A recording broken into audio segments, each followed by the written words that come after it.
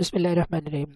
So dear student, look at this example. This is actually exploring application of trigonometry in real life. So example is a survivor stands on the top of 240 metre high hill. ठीक है, observer हमारा कहाँ पर है, यहाँ पर. ठीक है, एट दिस पॉइंट. और यहाँ से हमारे पास डिस्टेंस गिवन है कि इस हिल का जो डिस्टेंस है ये हमारे पास यहाँ से यहाँ तक जो है ये इक्वल है 240 मीटर के. आगे पढ़िए. ही ऑब्जर्व, अब यहाँ से ऑब्जर्वर ने देखा टू बोर्ड्स को at the angle of dispersion of measure 17 degree and 10 degree. ठीक है, दो बोर्ड्स इसको नजर आई. एक बोर्ड ए है हमारे पास और एक बोर्ड बी है. ठीक है, इस बोर्ड को जब इसने देखा तो एंगल ऑफ डिस्पर्जन यहाँ पर था. इसका बोर्ड ए का हमारे पास 17 डिग्री और बोर्ड बी का 10 degree. If the boards are in the same straight line. अब आपसे कह रहे हैं कि अगर बोर्ड जो है वो सेम स्ट्रेट लाइन में फॉलो कर रही है with the foot of the hill just below the observer, यानी कि हिल के बिल्कुल जो हमारे पास फुट है इसका यानी कि बेस बन जाएगी ये हमारे पास. ठीक है, और इस लाइन को अगर फॉलो कर रही है स्ट्रेट लाइन को और बिल्कुल स्ट्रेट लाइन के अंदर है just below the observer, find the distance. तो आप डिस्टेंस फाइंड करें बिटवीन टू बोर्ड्स के, इन दोनों बोर्ड्स के बिटवीन कितना डिस्टेंस है. ठीक है, सो क्वेश्चन इज इन दोनों बोर्ड्स के बिटवीन कितना डिस्टेंस है. अब देखें यहाँ पर ऑब्जर्वर खड़ा हुआ है, इसने दो बोर्ड देखी और हम ट्रिग्नोमेट्री से ये बताएंगे कि यहाँ पर इन दोनों बोर्ड्स के अंदर कितना डिस्टेंस है. ठीक है, if they are on the same side of the hill, यानी कि इसका मतलब ये कि अगर दोनों बोर्ड जो हैं वो एक ही साइड पर हैं तो फिगर हमारी इस तरीके की सी बन जाएगी. हमने यहाँ पे फिगर बना ली है. ठीक है, तो सोल्यूशन देखिए. Let T be the top of the hill. T जो है वो टॉप है हिल का, तो हमने यहाँ पर इस नोट को नाम दे दिया वर्टेक्स को. ठीक है, ट्रायंगल के इस वर्टेक्स को हमने नाम दे दिया टी का. आगे कह रहे हैं T M where the observer is station, यानी कि एम से लेके टी तक का डिस्टेंस है. इस डिस्टेंस के बिल्कुल हाई पीक के ऊपर कौन खड़ा हुआ है, हमारा ऑब्जर्वर. इस स्टेशन यानी कि रुका हुआ है. A and B be the position of two boards, और ए और बी जो है वो पोजीशन है हमारे पास टू बोर्ड्स की. So that measurement of X T B. अब measurement of X T B देखिए, हमें डिस्टेंस फाइंड आउट करना है तो हमने यहाँ पर एक लाइन सबस्टेंडेड कर दी है. ठीक है, this is an imaginary line. ठीक है, और यहाँ पर इस लाइन को हमने नाम दे दिया एक्स का. ठीक है, ये 10 के बराबर क्यों आ गई, क्योंकि हमारे पास गिवन है क्वेश्चन के अंदर कि जो हमारे पास एंगल ऑफ डिस्पर्जन है, measurement of angle A T, M A T का मतलब है बिटवीन वाला एंगल, बीच वाला एंगल. तो ये हमारे पास गिवन है 17 के. ठीक है, तो ये अगर हमारे पास 17 के इक्वल है तो एडजेसेंट एंगल कौन हो जाएगा हमारे पास, एक्स टी ए, यानी कि एक्स टी और ए. अगर हम यहाँ से एक परपेंडिकुलर ड्रॉप कर दें तो आपको ये नज़र आ जाएगा. ठीक है, और इसका अगर हमारे पास ये 17 हमारे पास है तो इस लाइन को हटा कर देखिए, अभी ये वाली लाइन हमारे पास नहीं है. ठीक है, ये वाला एंगल भी नहीं है, तो ये कंप्लीट एंगल कितना बन जाएगा हमारे पास 17 डिग्री का, क्योंकि ये एडजेसेंट है इस एंगल के. ठीक है, तो इस वजह से हमारे पास एक्स टी ए जो है वो इक्वल आ गया हमारे पास 17 डिग्री के. ठीक है, and X T B is 10 because अगर हम यहाँ से देखें इस लाइन को थोड़ा सा और एक्सटेंड कर दें. ठीक है, तो यहाँ पर हमारा दूसरा ट्रायंगल बन रहा है यहाँ से यहाँ तक का. ठीक है, अब इस लाइन को आप हटा दीजिए, इस एंगल को भी हटा दीजिए, इस लाइन को भी हटा दीजिए. ठीक है, तो इस केस में हमारा एक्स जो है वो यहाँ पर शिफ्ट हो जाएगा, यहाँ तक की लाइन हो जाएगी. ठीक है, और देखिए एक्स टी बी एक और ट्रायंगल बन गया. ठीक है, this is X T B.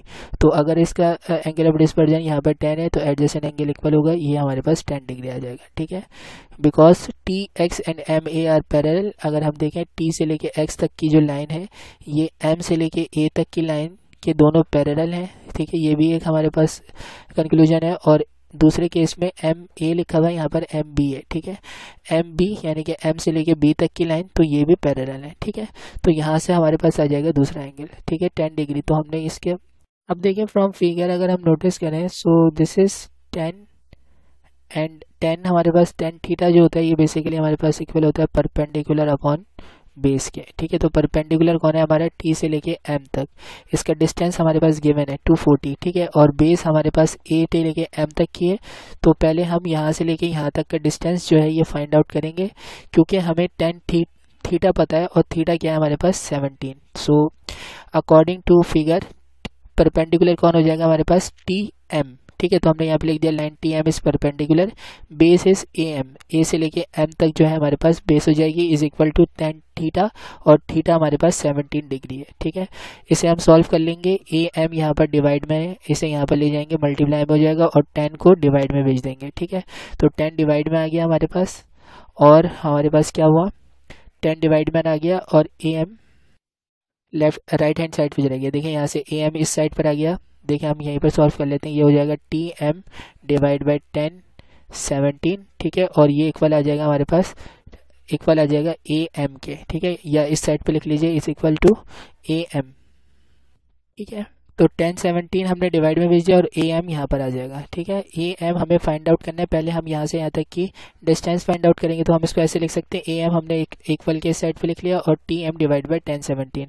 Now 10 17 is 0.3057 and measurement of line T M ये हमारे पास गिवन है, यहाँ से यहाँ तक की लाइन जो परपेंडिकुलर है इसकी डिस्टेंस जो है हमारे पास 240 है। तो हम 240 से इसको डिवाइड करा देंगे, तो 240 divide by 0.3057, so this is equal to 785.083। तो हमने पॉइंट के बाद के डिजिट नहीं लिया, सिर्फ 785 मीटर ले लिया है, ठीक है।